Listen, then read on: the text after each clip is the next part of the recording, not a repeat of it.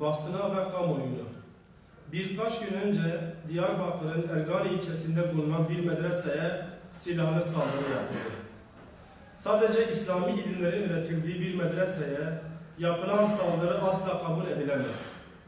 Bu saldırı medreseye değil, bizatihi bölgenin gelişen İslami yapısına yapılmıştır. Bu yapılan saldırı göstermiştir ki, İslam ve insanlık düşmanı olan karanlık yapıların İslami dernek ve partilere yönelik gerçekleşen saldırıları İslam'a ve halkımızın değerlerine karşı olan kin ve nefretlerinden ve bölgenin İslami değerlerine olan bağlılığını çekemediğinden kaynaklanmaktadır.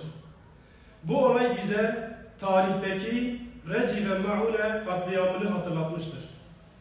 Kur'an aşığı olan Müslüman halk olarak bölgede bu saldırıların son bulması için elimizden gelen tüm çabayı göstermeli ve İslami sorumluluğumuzu yerine getirmek için gerekli tepkiyi dile getirmeliyiz.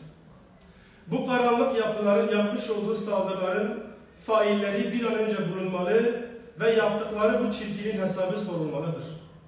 Bu saldırganlar deşifre edilmediği müddetçe karanlık ruhlu yapılara cesaret verilmekte ve saldırılara davetiye çıkartılmaktadır.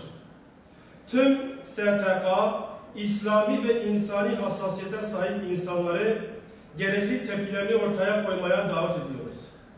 İnhak olarak bu saldırıları kabul edilemez görüyor ve şiddetle kınıyoruz.